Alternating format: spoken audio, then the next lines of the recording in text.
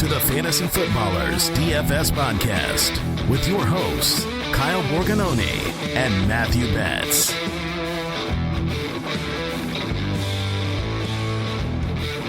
Well, hello there.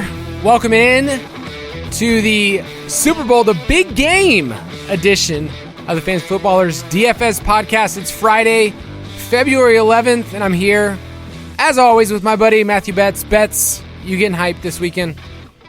Dude, this is it, man. This is the end, officially, kind of sad, actually, of the 2021-2022 DFS season, but an incredible matchup between the Rams and the Bengals on tap. Very excited to break it down today, and of course, we're talking DFS, we're talking player props, so that always gets me excited. I was trying to think of the best way to describe, how I feel about our listeners. They've gone with us this year. Maybe you've kind of had some moments where you're like, hey, DFS didn't go so well. You stayed with the process. You're part of the DFS Pass. You're part of the Discord channel. I feel like they're graduating, Betz. I feel like we need to play some type of graduation music and let these ones know that they're probably graduating. That kind of promotion from 5th grade to 6th grade is kind of where we're at with our crew. That's a big deal for sure. Those are awkward times in your life. You're on to new, bigger and better things, more awkward things for sure at that stage of life. But yeah, man, I think our listeners have learned a lot this year, hopefully, and just had a ton of fun along the way, which is honestly what I care about the most with you guys, is giving you good advice, kind of showing you the ropes on how to do this thing and let you take it from there. And I think our listeners have done well this season, and we've seen a lot of success from people that listen to us in Discord, on social media, that sort of thing. So I'm excited to finish strong here for this season and then, run it back again this year. I don't know how you were running things, but I was pretty cool in 4th, 5th grade. Those were my prime years, and I was kind of actually going downhill ever since. So for our listeners, peaked in 5th grade. Dude, I really did. I was a pretty cool kid in 4th, 5th grade, and then middle school hit me. So for those of you that are saying, hey, is this the end? Is this kind of like I go on to my new school and I don't see my old friends anymore? No, Fantasy Footballers DFS Podcast, we're still going to be a thing. We take a month break because really there's no DFS for you to be playing at all in terms of NFL. You can hit up Betz for his NHL takes if you'd like. We dabble. We're in the NBA streets as well. But we take a break until March 18th, and I just kind of wanted to give an overview of what the offseason looks like, because for a lot of people, they want in on the action, they want in on conversation, and really there's so much to talk about. Some of my favorite episodes were what we did last year in the offseason. So quick rundown in March. When we come back, we talk about what it means just to predict and just overall strategies of forecasting, because at that point for the NFL season, you have a lot to work with free agency, but we're still talking about what's going to happen, how teams shape up. And then in April, we talk about the NFL draft from a prop betting perspective, from team perspective. That's a ton of fun. I mean, we have a number of different shows that we go to for that.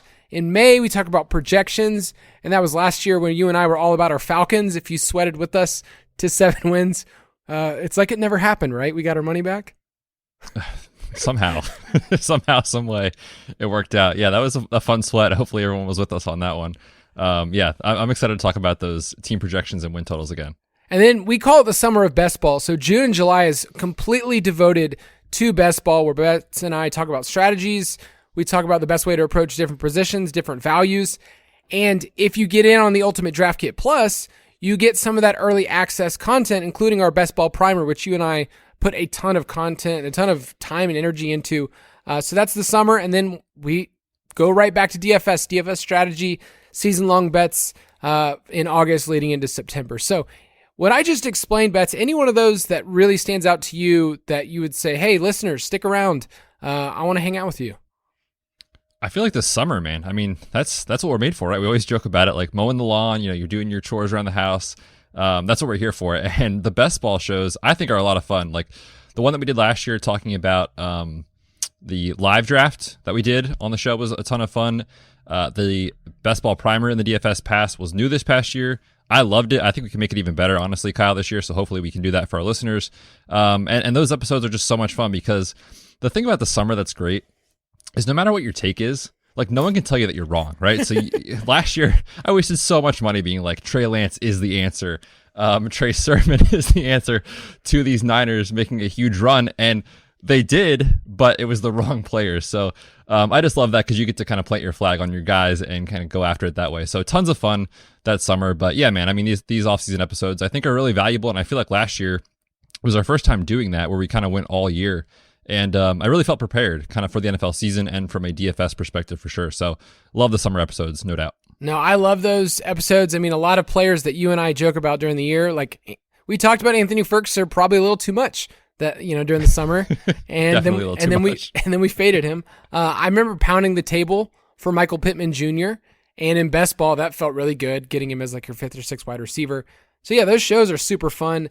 I'll also just add in April and May, dude, it's great to talk about teams and what they're going to do because the NFL draft is a giant puzzle, right? Like you're figuring out if this player's going to go here, how does that affect the rest of the draft? And so that's a lot of fun if you want to stick with us. I mean, everyone's hyped for the NFL in April, and then the summer just kind of builds and builds and builds. So make sure you stay with us. We will take a break once again for a month. I have some weddings coming up. We've got some family stuff. We're taking just a month break, but we're going to be right back in your podcast feed, and we're happy to be with you. But we're here to talk about one thing, and that's this game. So let's just get into it. Straight cash, homie.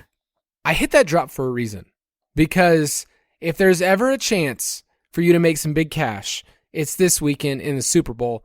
And you and I have a number of different props. We have a number of different things on the line.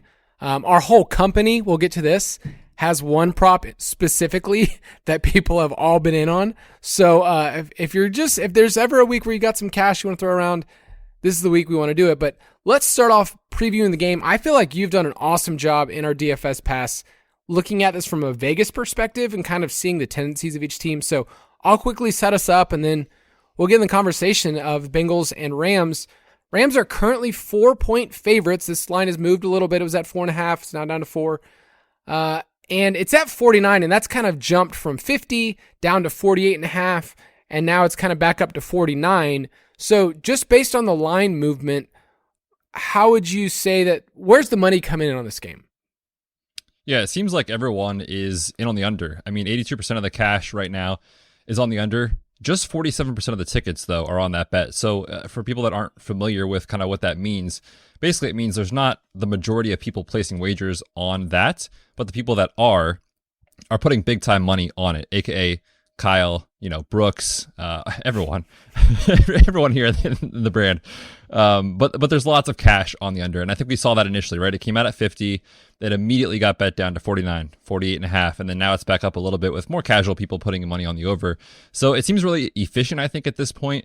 But we both took an early stance last week on the show, kind of saying we feel the under is kind of the right play here, if you're kind of looking at that from a perspective of how you would approach the game script. So I definitely lean under for sure, and I know you do too, Kyle. Yeah, we'll be the guys at the draft party that are rooting against fun. That's what we're going for. Big field goal guys over here. Oh, that is very true.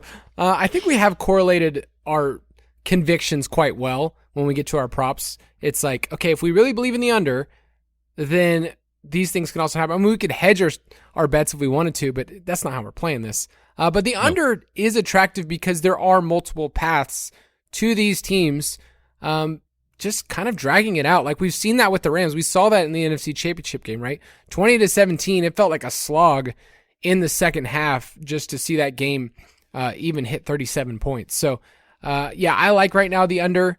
But in terms of these teams and what they've done, against the spread, what has it been like?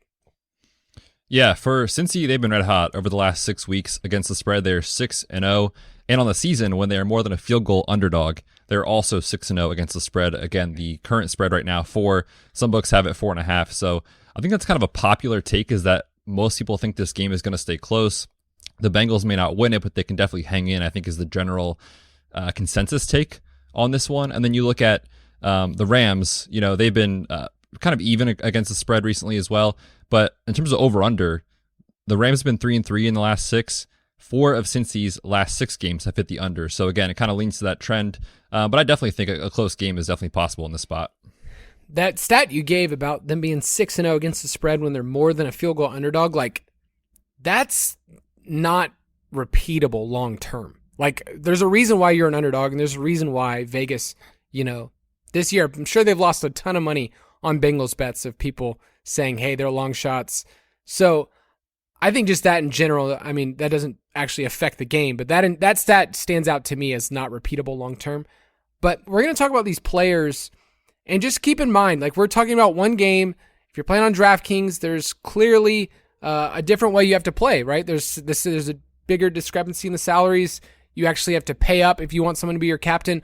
On FanDuel, you and I would have a completely different conversation. So we're going to gear most of ours to DraftKings. They're our sponsor. It's where a majority of listeners play, but I personally play on FanDuel as well. I know you do. And so we'll talk about that, and I'll give you a couple of specific lineups that I've actually made on FanDuel where, hey, you just kind of play the good players if they fit in your salaries. Like, you're not thinking as much in the same way. So let's talk about the quarterbacks first, because they're pretty much going to be among the top 3 most popular captains, right? It's probably going to be Kupp, Joe Burrow, and Stafford. And it makes sense when you look at these offenses and the way that we can project them. So let's start off with Burrow, because he's your boy, and I'm warming up to the idea of using him. I'm clearly using him in some lineups, but how are you approaching Burrow? Let's just say if you are using him as captain. Yeah, I think before we even talk about that, just for listeners that aren't kind of aware of Showdown, maybe you're just diving in because you're like, I love DFS, but I don't play Showdown. But I mean, there's one game, so I have to this week. About 97% of winning lineups have at least one quarterback in their lineup at somewhere in there, whether it's captain or flex. So I think the conversation is you're playing at least one of these guys, either as flex or captain. And really, if you're not playing at least one of them, you're probably getting too cute. So I think I'm going to have one quarterback in every lineup.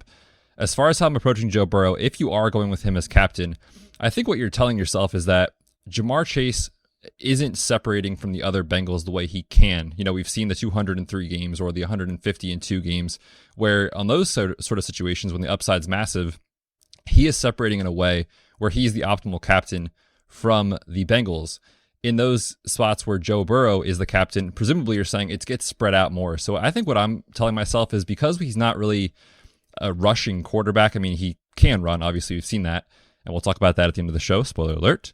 But when he's hitting his ceiling, he's spreading the ball out to multiple pass catchers. So I think if you're playing him captain with, I think, a minimum, in my opinion, of 2 pass catchers to stack him with. Yeah, I have a Burrow lineup right in front of me, him as captain, and I did the same thing you said. I said, you know what, Chase, when he goes off, he's the optimal captain of this Bengals lineup because the way that PPR scoring works and 100-yard bonus, all those things. So I built a lineup where Burrow's my captain, and I have 4 total Bengals, so the 4-2 kind of builds that we like. And I put in Higgins, I put in Mixon, and then I added in a cheapie Mitchell Wilcox. But it still allowed me to get a couple of studs. I have Kupp in that lineup. But basically what I'm saying with Burrow is I probably need at least 2 pass catchers. And then maybe if you want to mix in a weirdo, a McPherson, Bengals defense, my boy Mitchell Wilcox. We'll talk about him more later. I can't believe I love that you called that group the weirdos.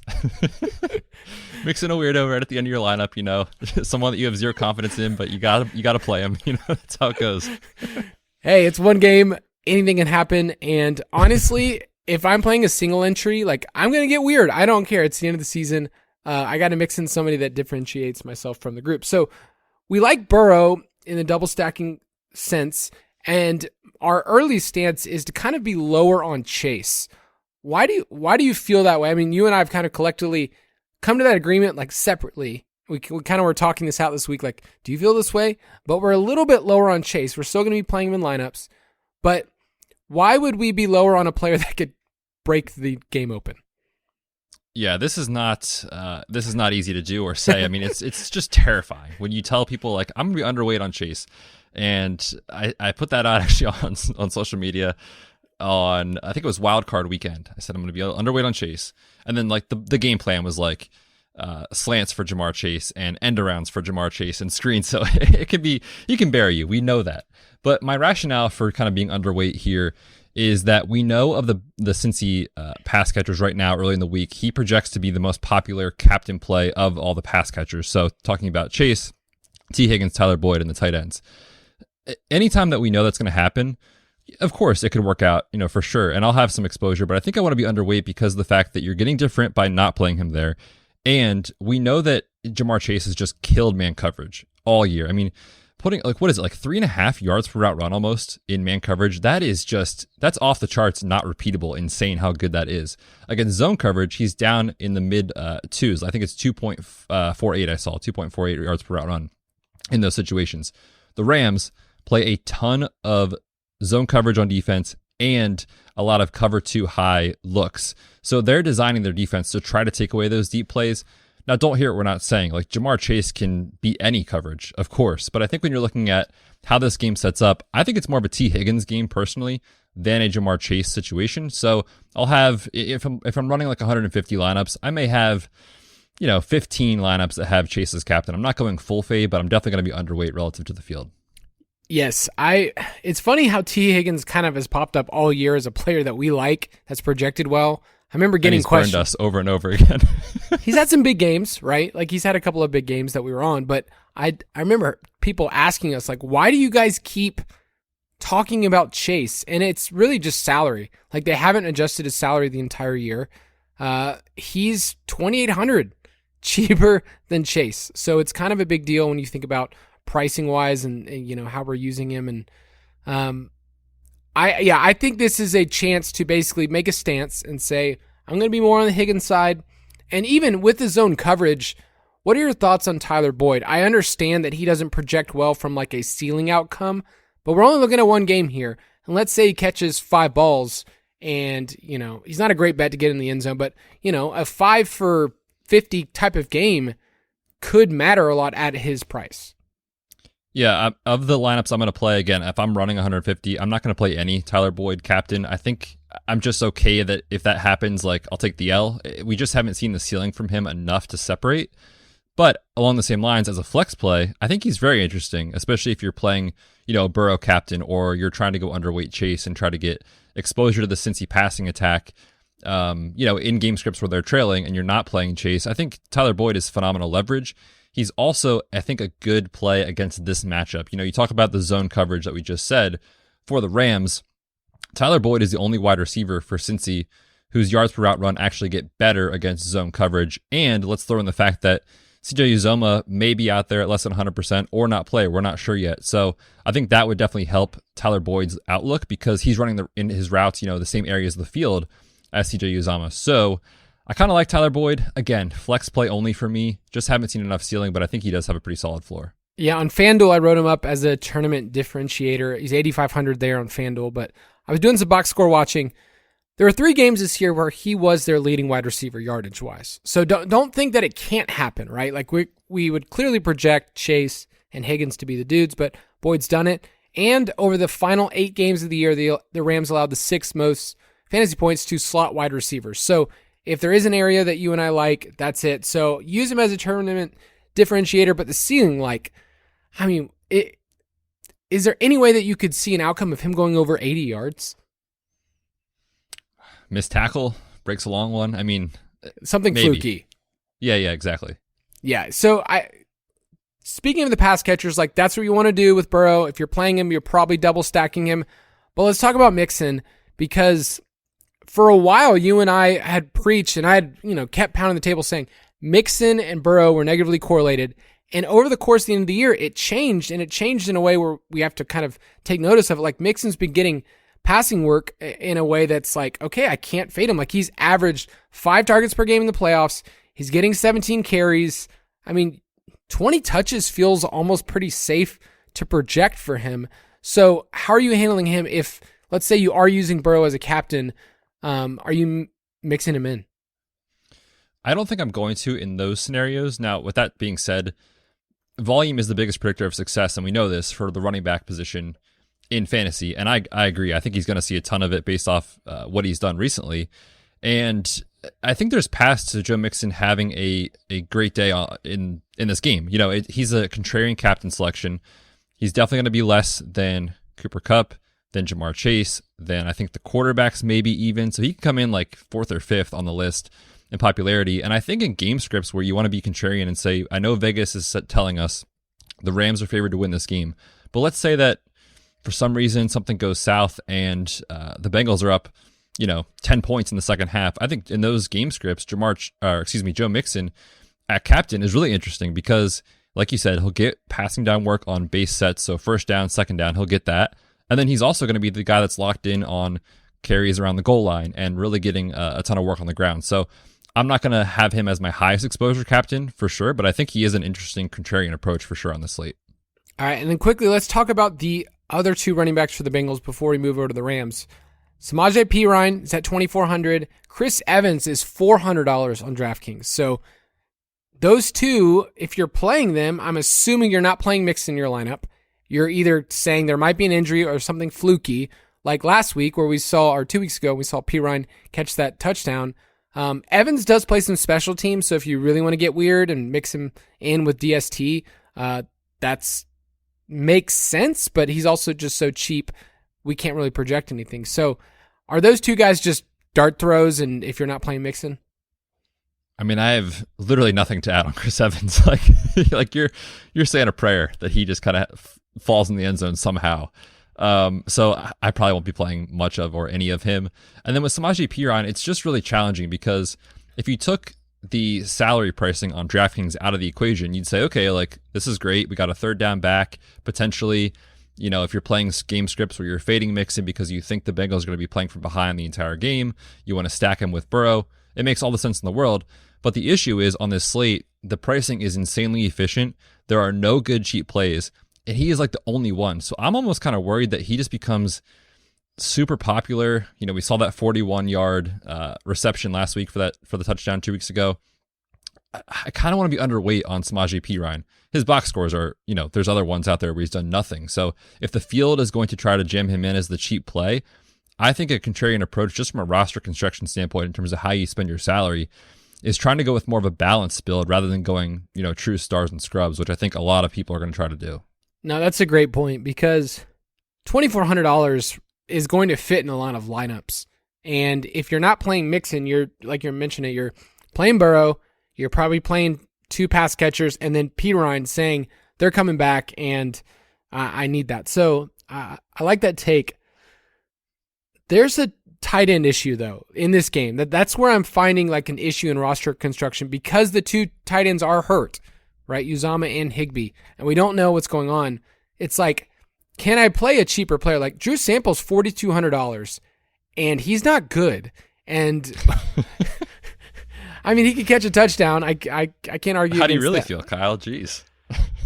Drew Sample is not NFL worthy. He was a second round pick, by the way. Anyway. Was he really? He really was, out of Washington. Good for Drew. Yeah, good Nice for job, him. Drew. I'm glad he's not going to get a second contract in the NFL. You're so mean. He probably will. So what are we doing with them? And I mentioned this player earlier, Mitchell Wilcox. He's the backup tight end. He's $200. If he was $1,000, I wouldn't even be talking about it. But $200, you can really get a different lineup. Hope he catches a red zone touchdown. It's a prayer in a large field. But interested in either of those two guys, and what do you think the field's going to do? Well, I think this all comes down to just CJ Uzomah's status, right? I mean, I had the MCL sprain in the conference championship. I actually was on crutches afterwards, which is not super normal for kind of a traditional MCL sprain. I know he insists he's playing. He's not going to miss the most important game of his life, and I believe he'll be out there. But it's like, at what capacity is he going to be out there? 80%, 70%? Like, we just don't know. And it's pretty early on the normal timeline for healing for these MCL sprains. So I don't think he's going to be 100% out there. So that kind of begs the question is like, if he is out there, is he going to run as many routes as usual? Does that make Drew Sample run more routes? If he's not out there, he's inactive, Drew Sample is going to be the starter, and that's going to be the easiest fade on the slate.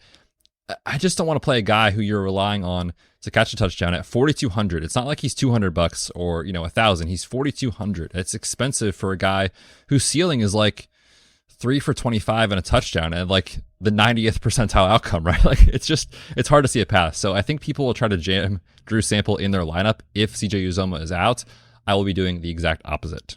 It's interesting because Uzama is not under contract for 2022. So like, this is literally like, kind of a career-defining thing. Like, hey, do you want to heal up and get another contract? Because before the injury, he would have gotten another nice-sized contract. Like, he was pretty good this year, pretty good after the catch, even more dependable in the playoffs. So just interesting. But yeah, I'm with you. I think that's a place where you have to wait until we see where the inactives are.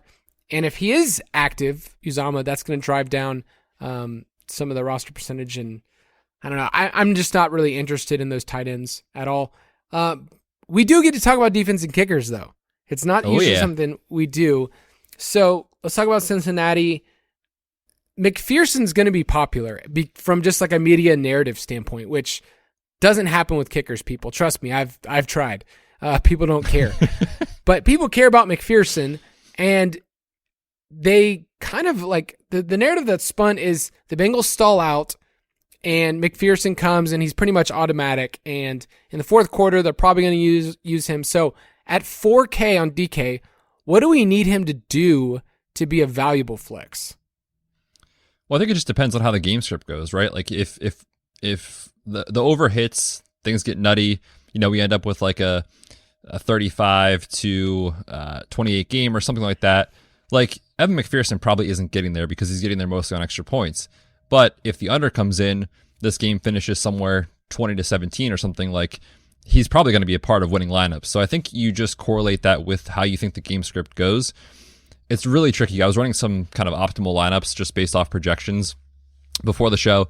And what the optimizers are going to want you to do is to actually play both kickers in the same lineup. So I think if you just set a rule and say, I only want one kicker in this one, unless the game ends up like that Patriots Super Bowl from a few years ago where it was like 13-3 or something, in those situations, double kicker is probably going to win it for you. I'm going to probably try to avoid that and just go with one. So yeah, he's going to be popular.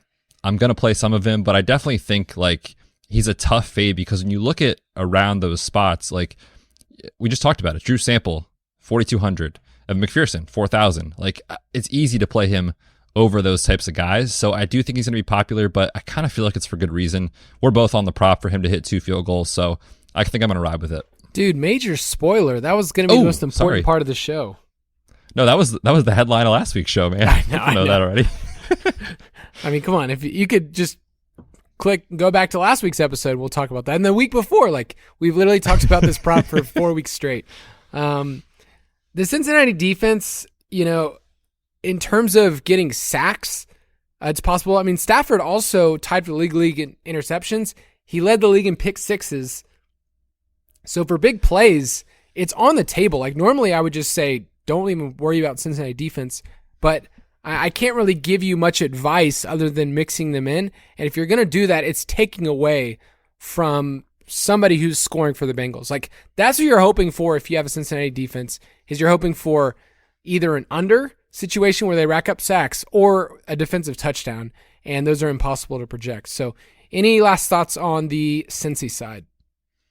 Just one thing from a roster construction strategy standpoint is we talked about this a little bit on the overview show last week, saying we know a lot of people are going to play 3-3 lineups, so 3 Bengals, 3 Rams. If you want to get contrarian and say, listen, Vegas is wrong this week, the Bengals come out and they win, 24 to 3 or something like that, which isn't normally what you would project, but things can get weird in one game sample. In the games where you're building a 5-1 lineup of Bengals players, the Cincinnati defense should be in your lineup as a flex. The top 10% of outcomes in these situations for showdown, those lineups have the defense on the, they call it an onslaught build with 5 and 1. So if you're playing that to get different, and I'm going to have a couple of those lineups, Cincinnati defense is going to be in there as a flex. For sure. So you and I both, spoiler alert, like we like the Rams, but I'm going to be building lineups where the Bengals just throttle them. Like where the offense just moves, and in that situation, you can see a scenario where the Bengals hold their line. Let's say the Rams score, 10 points or fewer. Like it's totally possible to see that kind of outcome. All right, Rams side, let's talk about your boy, Matty Snapback. He's hard to project because you think that 250-2 is just a given because of his skill set. There are games this year where he just imploded, and they were supposed to be in plus matchups. Like, you remember when we talked about them against Baltimore, them against Minnesota? Like, those are supposed to be games where Matthew Stafford was like a cash play. I think we played him in cash one of those weeks. And yeah, he ruined Christmas for us. That was right around Christmas week. And he just imploded. And around here at Footballers, we love Stafford. Like, he's been a favorite for a long time, but Cincinnati's been pretty fortunate throughout the playoffs to force turnovers. I've already mentioned that Stafford, that's what he did during the year. Like, it was either like feast or famine in some of those games. So how are you projecting Stafford knowing this game is kind of, we like the under? Yeah, I think I'm probably not going to play a lot of captain quarterback in general on this slate because there's guys that can separate so easily on both sides of the ball. We just talked about it, with Jamar Chase and T. Higgins. And then the obvious one is Cooper Kupp. Like, I think they're both fine flex plays. And when you think about the under hitting, again, one quarterback lands in the lineup optimally almost every time. So if you're playing one and you're playing to the under, it's probably not that Matthew Stafford's coming out and throwing 350 and 4 touchdowns. In those scenarios, of course, he'd be the optimal captain. But I think, like you said, a realistic outcome is 250 to 300 yards and a couple of touchdowns. Like, that seems pretty safe. We also know, based off historical data, that the Vegas favorite quarterback tends to land in the optimal lineup more often than the underdog. So if the Rams are getting there, via their passing attack, Stafford is clearly going to be a part of it. And I think it makes sense to include him in flex, spots if you're playing cash games on this slate. If you're nutty like that and you want to play cash on this, go for it. But yeah, I'll have exposure to Stafford for sure, mostly as a flex though this week. It's interesting when you think about how you're constructing your lineup with the Rams, because there is clearly one player on the Rams that everyone loves, right? It's Kupp.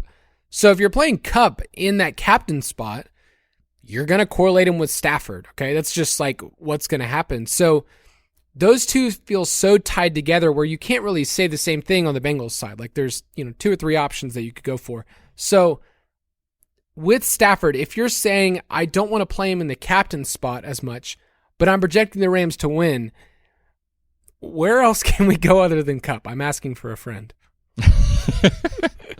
Yeah, so what I think is kind of interesting is if you are going to build like a 4-2 or 3-3 is fine to do. We're not saying don't do it. It's just that it shouldn't be your only approach if you're playing multiple lineups. But like in those scenarios, like what if the Rams come out and all of their production is via Matthew Stafford's arm through the air, but it's, Cooper Kupp and he goes 9 for 90 or something, which is just ho-hum for him. He'll land in the flex spot as an optimal play for sure. But like, what if OBJ goes, 5 for 80 and 2 touchdowns? Like, that's a spot where I think you can kind of get some leverage and still have exposure to Kupp and Stafford, but that the touchdowns go to another wide receiver. And I think if I'm picking one, it would clearly be Odell based off his usage around the goal line and his recent role, and great play, honestly, over the last month of the season. Yeah. So on FanDuel, I was adding this up, Kupp plus Stafford, because you're not paying the salary, multiplier. It's 53% of your salary, but from there you can still like jam in a bunch of studs for the Bengals. But I plan on being underweight overall on Stafford for MVP, like on FanDuel. But based on me liking the Rams and them winning, he's probably he is the favorite to win the MVP, like in terms of the award. So it just felt really weird when I was projecting this from a DFS perspective, and then to a awards perspective, it's like, well, Stafford's clearly the favorite. They're favored to win. It's the quarterback. That's what happens. So that's where we're not mixing what happens in real life football and DFS. But yeah, right now I'm underweight on Stafford in terms of in the captain spot. But as a flex, he feels like a optimal play that just feels really easy to project because Akers has been so inefficient. Like if we knew that Akers was in a spot that he was, guaranteed 20 touches and at least 80 yards, like he's struggling just to get to that kind of mark, then it would be different. But like Stafford feels so much safer where Akers is a true conversation. So that's kind of where I wanted to go into next before the wide receivers. What do we do with Cam Akers, who has defied all odds of even being on the field? Yeah, he's been super fun to talk about and kind of write about on the site and all those things with just this incredible recovery from his Achilles surgery. But the reality is he just hasn't been himself. He's not back to 100% yet. You look at the underlying metrics, clearly that's not there. He's been really inefficient. And again, it's a small sample, so it could be one of those sort of things too. And also 2 like really difficult matchups that he's played in recently with the 49ers, and then a couple of weeks ago as well in the playoffs.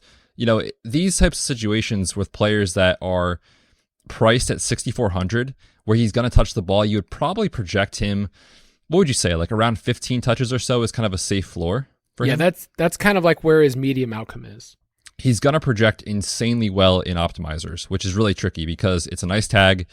Volume is king at running back position, but I would like to be underweight again based off his inefficiencies that we've seen so far. And we also have to just kind of mention quickly, like Darrell Henderson could be back in the lineup this week. We don't know. I don't think he's going to touch the ball a ton, but if he mixes in for 3-4 touches, adding in some work for Sony Michel, it's tough to see an optimal ceiling outcome from Cam Akers. Certainly he can get there. I'll have a little bit of Cam Akers captain, but it's not going to be something I'm building around this week for sure. One of the things I was toying around with, and I mentioned it last episode, is Akers and Kupp have been pretty negatively correlated because Kupp's been so good. Like, he actually hurts his own teammates in a way where it's like, you kind of have to take Kupp's correlation and put it in its own category because it's just been so insanely good all year long. When I'm building lineups, though, I've noticed that if I'm playing Kupp, if I'm putting Kupp in the captain, then Akers is one of those players where it's like, I don't know if I want him. If I'm saying that, I'm saying the Rams are rolling and they get to 30 plus points and Akers scores and Kupp scores at least once. Like, that's what I have to be saying. But if this game hits the under, do you feel like if Kupp's in your lineup, Akers is probably a no, or vice versa? You're saying you might not play Kupp. If Akers is a captain, well, let me just back up for a sec. The Rams are a team that will modify their play calling based off how the game is going. So looking at what they're doing when they're trailing, 70% pass rate. If you're building a game script where the Cincinnati Bengals get out to a lead, Cam Akers should not be in your lineup. However, if you project this game to be low scoring by chance and or the Rams to roll by more than a touchdown, like they're going to hand the ball off to Cam Akers a ton. So I don't think it's the craziest idea in the world to have a couple lineups with Akers at captain. Play it as a low-scoring game. Maybe you mix in a defense and a kicker and don't play Kupp. I don't think that's the craziest thing in the world. It's not the optimal play by any means, but again, on a one-game slate, things can get weird. So I think it's viable for sure if you want to talk about more of a game theory type of aspect of this. But yeah, from a real-life football perspective, it's been kind of tough sledding. I was writing this in the Pace of Play article, and I said, if Cooper Kupp busts, which is a scenario I wrote out, like this is what happens if he busts, you will be the only person at your Super Bowl party rooting against this man because everybody loves Cooper Kupp, loves what he did for fantasy this year. But there is a scenario, like you mentioned, where he doesn't pay off his salary, and that's the chance that I would use Akers. So as I was typing that out, Cooper Kupp busts, I felt like I was just a complete idiot. But there is a scenario where it's one game, and you need to understand that outcome. If you're building a lineup, you're not putting Kupp in every single lineup because he projects so well a medium outcome. You're saying, here's what could happen. And the under is the scenario where that happens. But man, Cooper Kupp catching a touchdown is like, it's weird that it's expected to happen. He's the highest odds or the best odds on this slate. Anything about Sony Michel we should worry about? It's so tough, because like if you're not excited about Cam Akers, you shouldn't really be excited about Sony Michel either, especially because we project him to be more of the second fiddle, I guess, in the Rams backfield. So again, he's kind of fine to mix into player pools, but it's more game theory aspect than anything. Yep. I've got him in as a player where, you can project maybe 5 rush attempts if this game hits the under. And could he fall into the end zone? Totally possible. But it's not likely. So he's more of just a differentiator if you're just trying to get different and, maybe something happens to Akers. But we can't project any of those things. Wide receivers. So we got Kupp, we got OBJ, and we got your boy Van Jefferson. I know how much you like Van Jefferson so much. Let's talk about Kupp first, and then we'll somehow end up at Jefferson. He's projected to be 20+% as captain.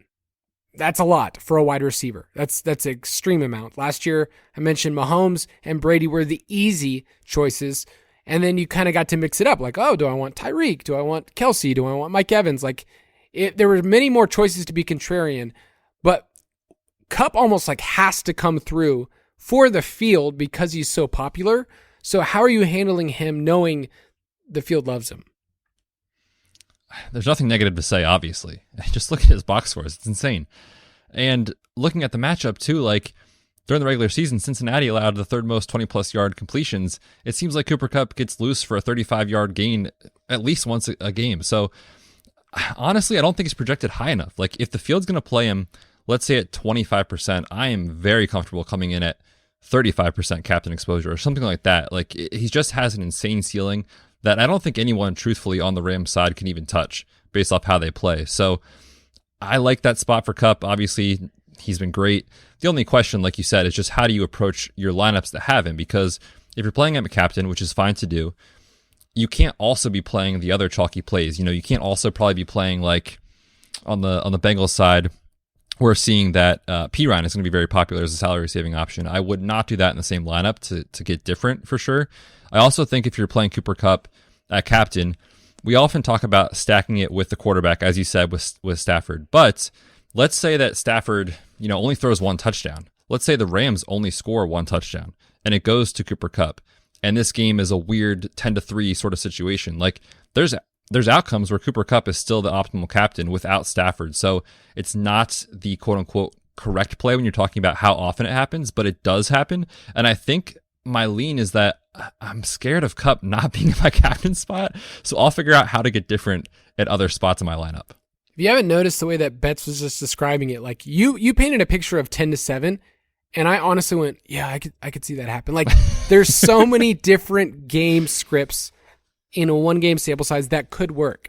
And so if you're one of those people that are like, oh, well, I'll just build all the different lineups, like, you can't build all of the lineups in even the 150s. Like, if you're maxing them out, you could go to just that game script Betz talked about and said it hits the under massively.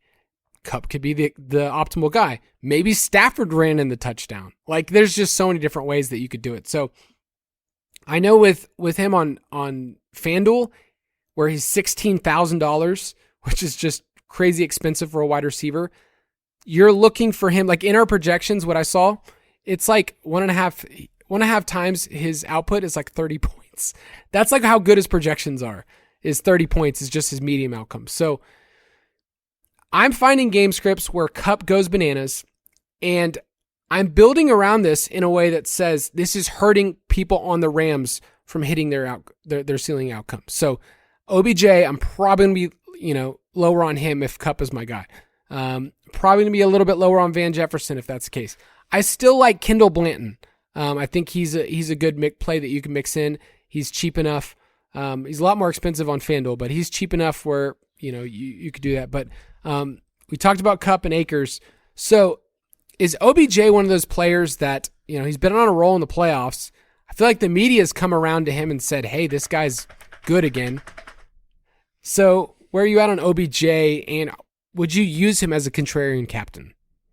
I think you definitely can. I mean, he's been solid, right? And I think what we're chasing with the captain spot is touchdown upside. And we've talked about that on last week's show where we were talking about like correlations, and we said, Higbee, when he hits a ceiling, Odell does not. And the reason is they both are just kind of have been more touchdown dependent.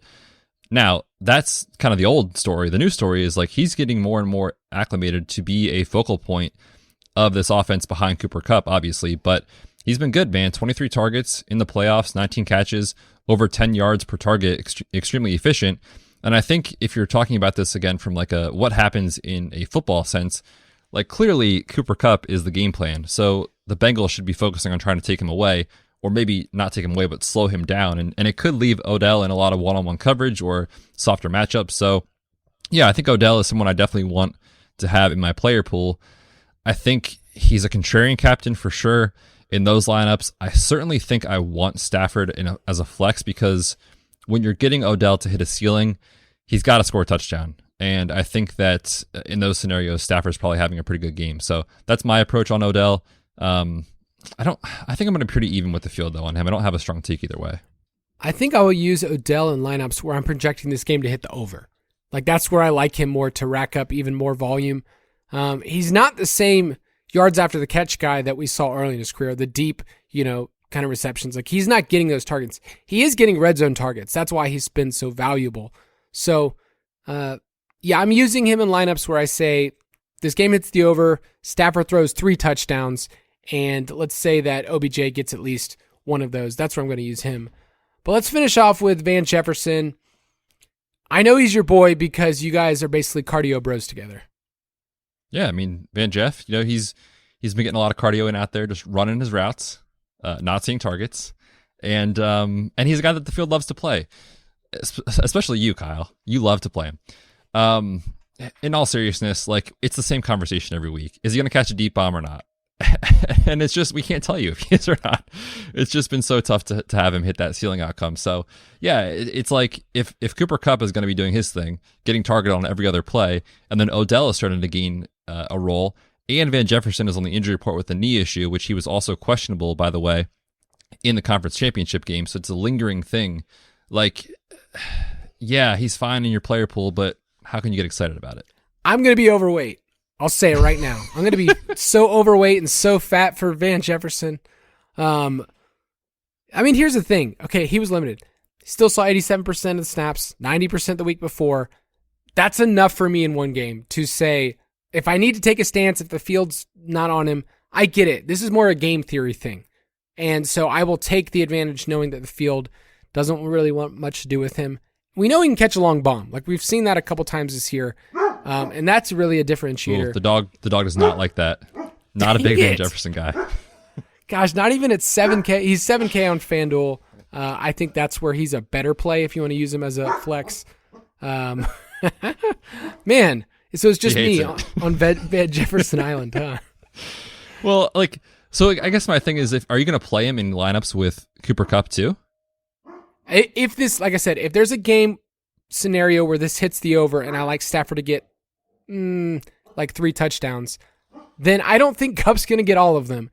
I'm going to find the other Rams pass catcher that, catches the touchdown. And let's say he does catch like a 40 or 50 yarder. I think he's the player that can do it. So that's where I'm at right now. Okay, fair enough. Nice. One more Rams wide receiver we need to talk about, and I'm not even going to try to pronounce his name because I'm going to screw it up yet again. How do you say his name again? Betz? Go back to last week's show for Kyle's attempt at pronouncing this. It was fantastic. Skowronek. Nope. Skwarnik. Nope. Skowronek? I believe the common pronunciation out there is Skowronek. Skowronek is how I've heard it pronounced. $600 on DK.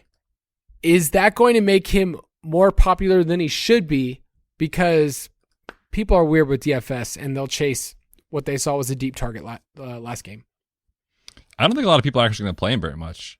I kind of looked around the industry. Like, most people are kind of projecting him around like 8 to 12% total, not in captain, just total. So I actually don't think a lot of people are going to play him. Now, there's nothing really positive to say. He's just more of a salary saving option you can jam into stacks with Stafford, and you're just hoping he catches a touchdown. Honestly, that's all you can say. Are you saying that you and your dog like Ben S more than Van? No, I do not. I don't like either of these guys. Oh my! Personally, I would like to. I'll take the contrarian approach. I'll take Cooper Kupp on the Rams. All right, that's fine. I'll fade him just like I should. All right, let's finish with tight ends and defense for the Rams side, and we'll jump into some props. So Tyler Higbee's unlikely to play with an MCL sprain. Not a doctor, but it would shock me if he was on the field. Am I right? Yep. Okay. So knowing that, I'm approaching this game as if Kendall Blanton is playing and he's going to see the full allotment of snaps. He's, I think, a really good play on DK at 4,600. And then on FanDuel is 8,000. It's a different conversation. But the Bengals all year allowed a ton of production to the tight end position, the 5th most yards, the 4th most catches. Knowing that that's available, knowing you're going to get a ton of snaps, I mean, I feel like he's light years ahead better than your boy Drew Sample, who's only $400 cheaper. Yes, please. Definitely with you on that. And he's an athletic guy. Like, they were designing plays for him a couple weeks ago to get the ball in his hands. So yeah, give me Kendall Blanton over Drew Sample 10 out of 10 times. And I agree with you. Nice tag. Fits the lineup construction pretty well. And actually surprisingly not coming through as like super, super popular. Maybe that could change once we get the official, status of Tyler Higbee if he's out. But based off of how it stands now, I definitely am interested in some Kendall Blanton. Not a sentence we thought we would be saying to end the year. That was not in our best ball primer, by the way. Kendall Blanton did not make it. He just Sadly. The final cut. We had to cut him out of the group. All right, Rams defense is going to carry a pretty healthy roster percentage because of the names, right? The big names we know, Aaron Donald, Jalen Ramsey, like those are the names the public sees. And the Rams can get after the quarterback. Joe Burrow obviously can take a sack like the best in the world. He's the best at taking sacks this past year. I just want to take a shot. Sadly. That was a kind way to tell the man he was bad at something. The offensive line of Cincinnati has kind of been a constant story. Okay, so how are we treating the Rams defense if we like this game to hit the under? It feels like that would be the obvious play, especially if the field's, also thinking this game hits the under. Yeah, I think they're probably going to get up there as far as popularity. I know it's not coming through as that right now, but I think the take home, and everyone knows this, is the Bengals offensive line is bad, the Rams defensive line is good. So let's play the Rams defense. And if they get up to like 30, 35%, like I would gladly want to come in underweight on that, just to kind of fade the narrative. Though on like the NFL level, from a real football standpoint, it is an awesome spot for a Rams defense that was really good at getting after the quarterback this year. You just talked about it. No one was sacked more in the regular season than Joe Burrow. We remember that 9-sack game against the Titans. And last week, he was pressured, Joe Burrow was, 16 times, just 1 sack. So if you think regression hits in any way there, like the Rams have a path to success in this spot on defense. So yeah, I'll certainly have exposure to them, but we also know like we're not good at projecting defensive scoring. So if the field thinks that they're on this and they know what's going to happen on the defensive side, I'm happy just to come underweight because we know that we're not good at projecting that. I'm right there with you. And then last thing I'll just mention about Matt Gay, he's cheaper than McPherson. He's obviously going to come in lower despite being a favorite. So I will be relatively to the field overweight on Matt Gay just because the field is, I think, not as high on him when they should be. They're favorites. So all of that to say, we broke down the game in probably every single way possible. Give me your Vegas pick. I feel like this is contrarian at this point. Everyone that I listen to or you see on social media, it's like Bengals plus the points, Bengals plus the points. I like the Rams. I think the Rams win by a touchdown. You know where I'm at. I'm obviously not on the Bengals. I have taken Rams money line plus an under. Put those together. It's at plus 170 on DraftKings. Ooh. So I'll be rooting for the Rams and rooting for no fun during this game. But yeah, I think the Rams win this one outright. And you took -4. I think that's totally fine. I feel better about the money line because I don't know. Anyway, when I compare that together, that's just where I'm at. All right, let's talk about some player props. Straight cash, homie. You know I'm in off-season mode when I've used the same exact drop 2 times on this show. But I didn't even notice. How bad is that? That's great. So let's quickly go through a couple props. We mentioned some of these last week. At quarterback, I like Burrow under 36.5 pass attempts, and that's gone down since then. Yes, it is currently at 35.5. So moving the lines, no big deal. And what do you like with Burrow? Yeah, this is one that we talked about last week. Give me the over 10.5 rushing yards. The theory here is, we've seen Burrow in the last week be able to escape pressure and pick up yards with his legs. Now, I think there's no doubt he'll be under pressure. Whether he escapes the sacks or not, I'm not sure. But 10.5 feels pretty low for a quarterback who we've seen it before. And I think if the Bengals win this game, it's because Joe Burrow is pulling off some incredible plays. So I will take over 10.5 rushing yards. I think he can get it done. All right, I'm going to take a weird one at running back. I already took Sony Michel over 4.5 rush attempts. He had 10 last time in the NFC Championship game. I think there's a lot of different paths for him. Like, I'm not projecting him to have a huge game, but there's paths for him to see at least 5 rush attempts in this game, especially if we like the under and if we like the Rams to win. So I will just lean into the fact, let's say Akers goes off a drive, he gets some red zone work. If Akers gets hurt, there's just paths for this to happen. So I will take over 4.5 rush attempts. Yeah, I like that a lot.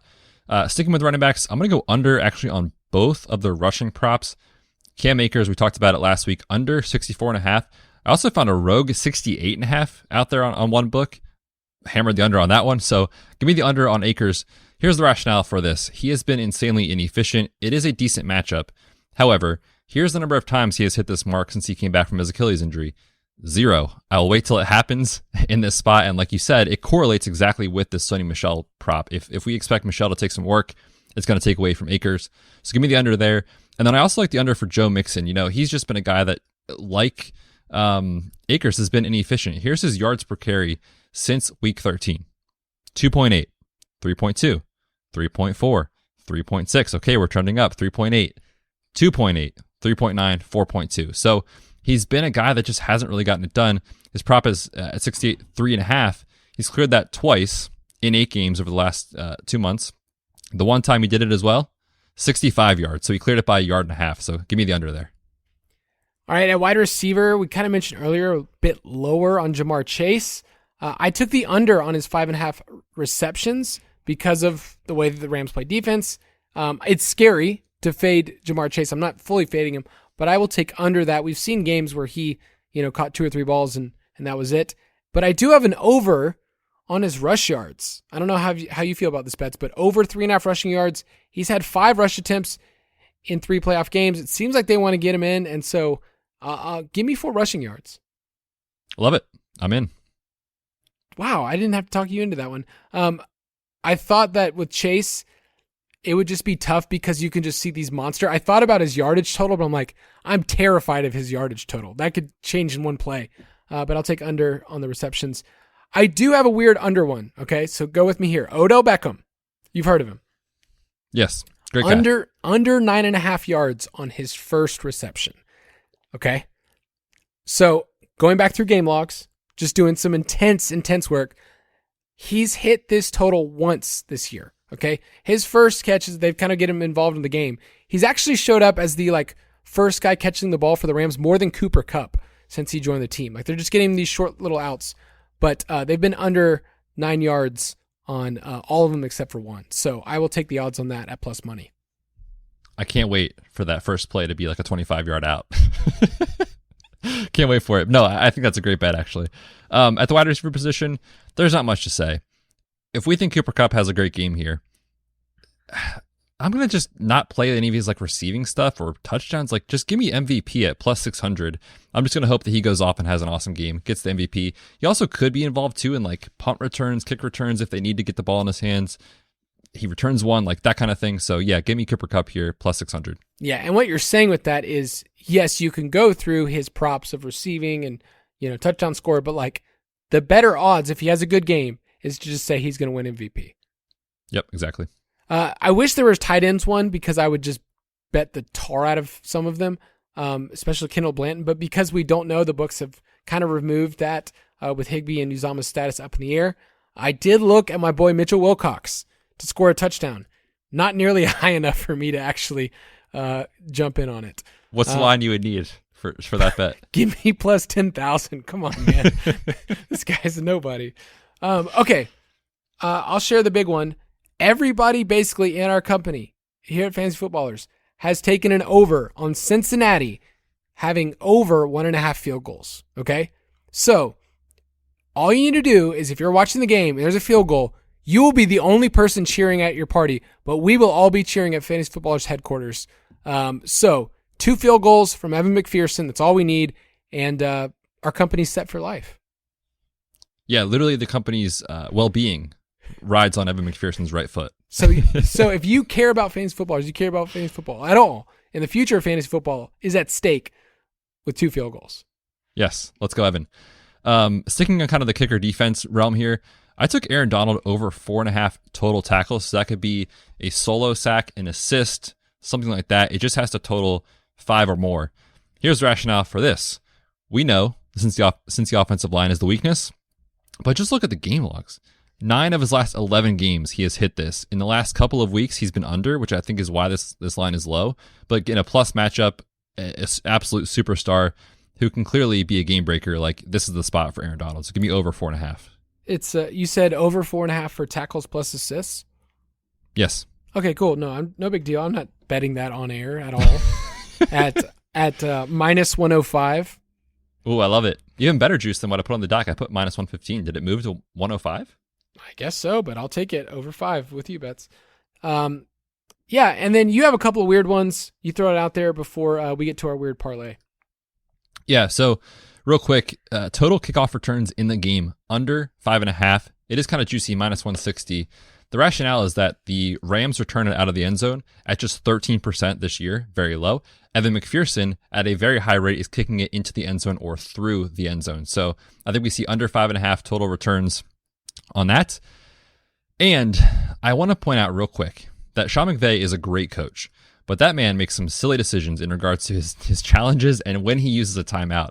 I got a prop for him to be the first coach, or the Rams rather, to be the first team to call a timeout at -125 on DK. This also counts if he calls a challenge and it is incorrect and they get penalized by getting a timeout removed. So give me the Rams to be the first team to use a timeout this week. You are a crazy, crazy man to think that. But speaking of crazy, you and I kind of put our heads together and had a giant parlay, and I'll go through it really quickly. But our odds on this are plus 3,500. So this is a wild bet, but it's something to live for, right, Betz? Yes, listeners, if you want to ride with us, write this down, put it in. We'll all sweat it together. All right, so here quickly, we have over 230 passing yards for Joe Burrow. We have under 89.5 rushing yards for Cam Akers, who we already said not too efficient.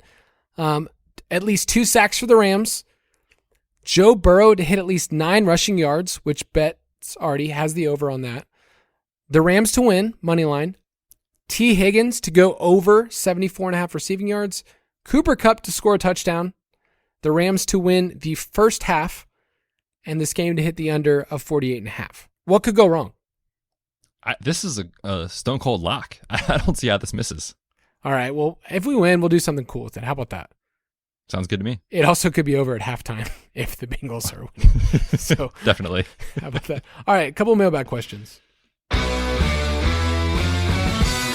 Mailbag. Thank you for sending in your mailbag questions all year long. It's an honor and a privilege just to do this with you guys. So I'm at Kyle_Borg on Twitter. Betz is at the Fantasy PT. And this is what we do. This is our jobs. Like, we get to actually talk through fantasy football, talk through the DFS strategy all year. So feel free to message us on Twitter, we take a big break for just a month. So the first one is from John Rentau on Twitter. He says, as a small budget player who feels like taking a couple of dart throws at the Millie Maker, so like 5 entries, what strategy would you use? And I'll just say this. We usually say, don't do this. Like, don't throw your money away. It's Super Bowl. Do it. Like, if you want to put 5 entries on the Millie Maker, go for it. So any strategy you would use for some dart throws?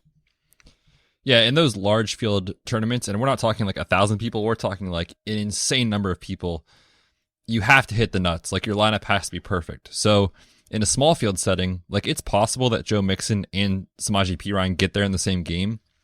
In a large field type of situation, you need to be thinking really hard about how each player hits a ceiling.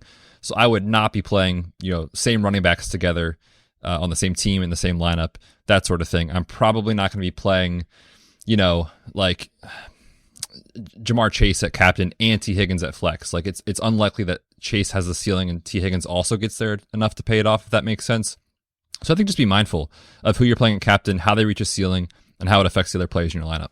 Yeah, you just need to go hard in the paint for a couple of different players, and they hit. So I mentioned Mitchell Wilcox, $200. That changes the roster construction of your lineup if you have a player like that. Ben, gosh, I'm going to get this. Skoronek? Nope. Dang it. That guy. You'll get it. You'll get it next season. Yeah, if he's in the NFL. $600, those are the kind of players you need. If you're saying, hey, I want to get really weird, and you're not playing Cooper Kupp. Like, let's say you didn't have Cooper Kupp or Jamar Chase in your lineup. That is a weird lineup already, right, compared to the rest of the field. So those are the kind of stances. Shoot your shot. Go for it. It's Super Bowl time, so might as well go for it. All right, next one is from at @Trev_Arnold on FanDuel. How do you guys approach doing 150 max entry contests? Obviously, trying to get exposure to everything, but once you have that and certain game flows, then what do you do? And I'll just say this. On FanDuel, there's only 5 guys in your lineup. There's no salary restriction or salary multiplier. So you have a lot of duplicates. And so I use Optimizer. I create rules personally. But yet, I'll just say FanDuel is really hard to get different. I don't love the format for Showdown nearly as much. Yeah, and to be truthful, I don't really play on FanDuel for Showdown at all. And it's for that reason that you described. But just thinking through like a general 150 max strategy, regardless of the site that you're playing, is, you can use an optimizer. You can set your exposure levels that you want. And I think the best way to do this is like look at the DFS pass, look at the roster percentage projection, and then you can decide like, is the field sharp on this? Are they overweight? You know, are they too high on a player? Are they too low on a player? And you can change your exposures that way. And then as well, you know, there's going to be guys that you like personally that you're like, I want to play this guy. I believe in it. You know, that's fine. And I think maybe kind of going a little bit overweight in those scenarios in a 150, you don't have to get a bad lineup out there to do that if you want to kind of get different that way. So I think it's totally fine to do. And again, use that optimizer if you're doing 150 and really make sure that you kind of have those exposures set in the right way.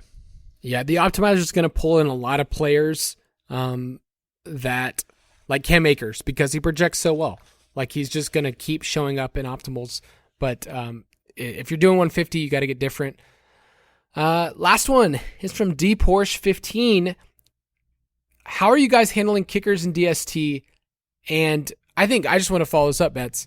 Do you need to give kickers their rightful respect this week out of all weeks?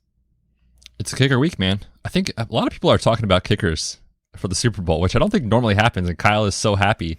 He's leading this this trend in the media. But how I'm handling it is I'm setting a rule. If I am playing a defense, I'm only playing one of them. If I'm playing a 5-1 lineup, I have that defense in that lineup.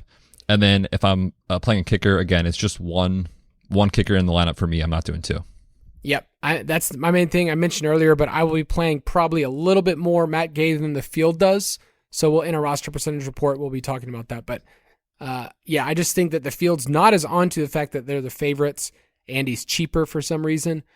And then for DST, the Bengals are the wild card in this because I don't really know what to do with them. Like because the Rams project as the favorite, because you know, you're basically saying, are there going to be turnovers? And the Bengals have kind of been lucky, if we're honest, in the playoffs with some of their turnovers. Like going back through these 3 games, like there's turnovers that shouldn't have happened that have bounced off people's hands or, you know, those kind of things. You can't really project those. So I'm lower on the Bengals.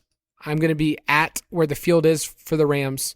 And then pretty much a little bit higher on Matt Gay.